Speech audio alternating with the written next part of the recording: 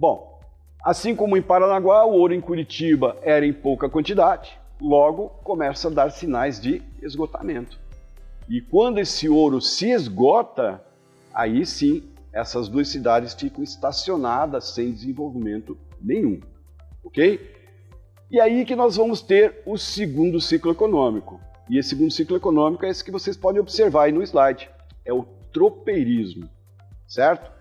Então nós já estamos no século XVIII, certo? Século XVIII, e é o tropeirismo que vai dar início ao desenvolvimento do Paraná. Quando eu falo desse desenvolvimento, não é, nossa, que desenvolvimento. Não, mas é o início de tudo, certo? E é aí que Curitiba vai começar a ter o início do seu desenvolvimento, ok? Paranaguá não. Por quê? Porque Paranaguá está fora da rota dos tropeiros. Então Paranaguá continua estacionada, né? Está lá no litoral. E quando eu falo no tropeirismo, eu vou lembrar primeiramente que vai ser o ciclo do deslocamento do gado. Ok? Então nós somos no século XVIII, o gado agora vai passar a ser deslocado do Rio Grande do Sul com destino a Sorocaba, em São Paulo. Rio Grande do Sul já é o centro de criação de gado do Brasil e Sorocaba é o centro de distribuição de gado do Brasil. Então todo o gado era levado para Sorocaba e era a partir de Sorocaba que o gado então era distribuído lá para o Mato Grosso, para Goiás, para São Paulo mesmo, para o Rio de Janeiro, para as Minas Gerais. E quando eu falo desse ciclo do tropeirismo, ele está intimamente ligado ao ciclo do ouro na história do Brasil. Porque quando o ouro foi descoberto lá nas Minas Gerais, houve um grande inchaço populacional das vilas que surgiram nessa região das chamadas Gerais em função do ouro e começou a faltar comida. Essa é a grande verdade. Aí a necessidade de levar esse gado para as Minas Gerais. Aí dá início o ciclo do tropeirismo. Porque esse gado vai suprir, então, a necessidade de carne, couro, leite, transporte, certo? E quando eu falo nesse ciclo do tropeirismo, eles não vão somente deslocar esse gado lá para Sorocaba. Quando eu falo em gado, não é só bovinos, não, tá? Tem os chamados muares. O que são os muares? São as mulas. As mulas eram muito utilizadas no Brasil na época, principalmente em viagens de longa distância, subida, descida de serra, né? Então, quer dizer, as mulas eram muito utilizadas. Quem comercializava essas mulas eram os tropeiros. Então, volto a repetir, os caras saíram lá do Rio Grande do Sul com destino a Sorocaba, em São Paulo. E a passagem pelo Paraná era obrigatória, certo? Então, vejam que muitos desses tropeiros acabavam parando aqui em Curitiba. Então, vocês vão observar no mapa, né, que aparece aí para vocês, as rotas desses tropeiros. Podem ver, todos vão ter o destino em Sorocaba. Então, por onde esses tropeiros iam passando, também iam surgindo novos povoados. É aí aquela evolução, né? Iam surgindo novos povoados, que posteriormente eram elevados à categoria de vila, que posteriormente eram elevados à categoria de cidade. Então, por exemplo, quando eu falo em Lapa, Rio Negro, União da Vitória, Guarapuava, Ponta Grossa, Castro, são cidades paranaenses que nascem desse ciclo do tropeirismo, porque era o local de parada dos tropeiros. Quanto tempo vocês imaginavam, quanto tempo vocês imaginam que levava essa viagem do Rio Grande do Sul até Sorocaba, em São Paulo? Aí alguns vão falar, um mês, professor. Nossa, pouco mais, né? 6 meses? Até mais. Essa viagem poderia levar até 1 ano ou mais. Veja que, primeiramente, eu vou lembrar que na época não tinha BR-116, né? Não tinha nem estradas no Brasil. Eles utilizavam caminhos, e muitos desses caminhos eram aquelas trilhas indígenas, eram aqueles caminhos indígenas que eles acabaram melhorando e se transformaram no caminho dos tropeiros, certo? Então, a começar aí. Segundo, imagine que esses tropeiros, eles vinham em cima de cavalos, mulas, até em cima de bois. Muitos tinham que vir a pé, ajudando a conduzir toda aquela tropa. Então era uma viagem cansativa, era uma viagem desgastante, logo eles vão ter que fazer muitas paradas ao longo desse caminho, certo? O outro detalhe importante, esse gado perdia muito peso durante a viagem, então eles tinham que parar, esperar esse gado engordar, né? Descansar e engordar. O gado não engordava em 1 semana, né? Então eles permaneciam por muito tempo, né, nesses locais. Daí é onde surgem esses povoados, como eu falei, que eram elevados à categoria de vila, e, consequentemente, elevados à categoria de cidade, que foi essas que eu acabei de mencionar para vocês, certo? E no caso, Curitiba acaba se beneficiando, porque muitos tropeiros vêm para Curitiba, certo? E aí Curitiba começa a fundar pousadas, cantinas de secos e molhados, né, para vender comida, bebida, para que eles possam prosseguir viagens, pousadas, né, enfim. Então é o início do desenvolvimento, notadamente para Curitiba, certo? E não sei se vocês sabem, tem até uma curiosidade, né?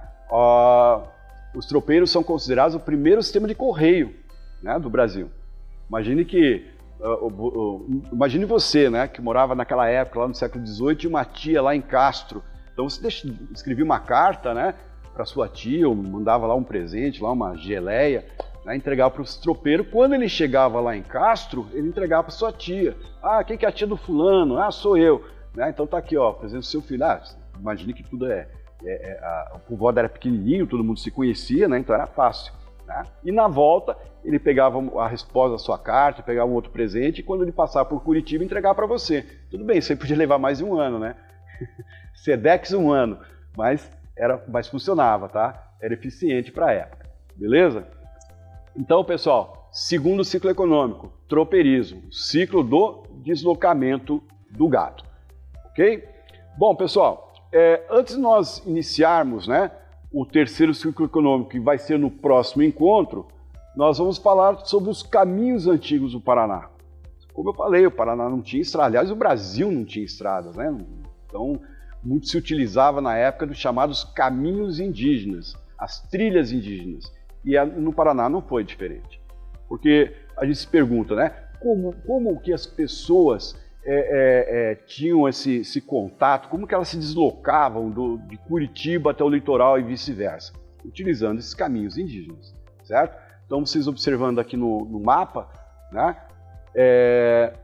E na sequência, eu coloquei aqui os principais caminhos utilizados na época. Por exemplo, o caminho do Itupava, que era então um caminho que fazia a ligação Curitiba-Morretes, certo?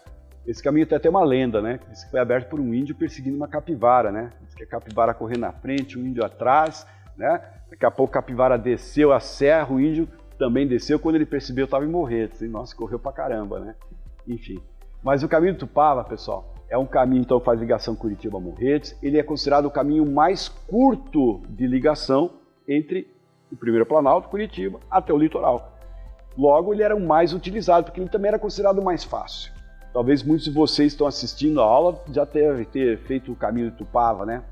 Aliás, o caminho do Itupava ele está aberto, né, para as pessoas que gostam de fazer caminhadas, trilhas ecológicas, né? Hoje está bem sinalizado, tem cordas e tudo mais. Mas na época não tinha nada disso, né? E é um caminho íngreme, um caminho cheio de pedras e rios. Pela localização na serra, né? Essas pedras estão sempre escorregadias. Agora imaginem, né, naquela época, utilizando esse caminho, pergunta que eu faço: tinha como descer ou subir com uma carroça? Claro que não, né? Era impossível, né, subir ou descer a serra por esse caminho, ou até pelos outros, utilizando carroça. Não tinha como, só se soltasse a carroça aqui em cima e fosse buscar lá embaixo. Era a única forma, né? Mas, volto a repetir, o caminho do Itupava era o caminho mais curto de ligação, era o caminho mais utilizado, né, ligando aí o primeiro Planalto, seja Curitiba, até o litoral, certo? Aí tem o segundo caminho, o caminho da Graciosa. Pessoal, não confundam o caminho da Graciosa com Estrada Graciosa, certo? O caminho da Graciosa é um caminho aberto pelos índios. A Estrada Graciosa, ela vai ser a primeira estrada paranaense fazendo ligação até o litoral, mas vai ser inaugurada lá no século XIX. Nós estamos lá, muito longe ainda do século XIX, certo? Então, imagine que essa estrada, esse caminho da Graciosa vai fazer ligação Curitiba-Antonina, beleza? Aí nós temos um terceiro caminho, também em ligação para o litoral, chamado Caminho do Arraial. Leva esse nome, que é o antigo nome da cidade de São José dos Pinhais. São José dos Pinhais era chamada Arraial Grande, também faz a ligação Curitiba-Litoral. Só que, diferente lá do Itupava, o caminho do Arraial, primeiramente, ele era o mais longo caminho de ligação para o litoral. Segundo, ele era o mais difícil, logo, ele era o menos utilizado, certo? Então, percebam, nós temos 3 caminhos aí ligando Curitiba ao litoral. O Itupava, o mais utilizado, Graciosa, e nós temos o caminho do Arraial, beleza? Só um detalhezinho, pessoal, esse caminho da Graciosa, ele vai ser muito utilizado posteriormente para se construir a Estrada Graciosa. A Estrada Graciosa, ela vai utilizar muito do caminho, muito do que era o caminho da Graciosa, ok? Aí nós temos um caminho super interessante, pessoal, o caminho do Peabiru. Esse caminho do Peabiru é um caminho que vai ter início lá em São Vicente, no litoral de São Paulo, vai atravessar o Paraná de leste a oeste e vai terminar no Peru. Opa, você veja que, segundo alguns historiadores, esse caminho foi então foi construído pelos índios, claro, né? Foi aberto pelos índios, e acredita-se que foi o contato dos nossos índios com a civilização inca, certo? Porque veja que, segundo a exploração, as pesquisas, né, arqueológicas da região, foi encontrado pedaços de bronze. E os nossos índios não conheciam metais, né, porque os nossos índios eles viviam o Paleolítico, os nossos índios viviam a Idade da Pedra. Quem conhecia a metalurgia eram as civilizações astecas, maias e incas. Primeiro que nossos índios não eram considerados civilização, porque nem escrita eles conheciam, certo? Então, e quem utilizava muito esse caminho eram os espanhóis, quando eles tinham que atingir as suas colônias, né, como... hoje nós conhecemos os países Argentina, Paraguai e Uruguai, era uma colônia única espanhola chamada Vice-Reinado Prata. Então, quando as pessoas queriam atingir, os espanhóis queriam atingir o Vice-Reinado Prata, eles utilizavam esse caminho do Peabiru.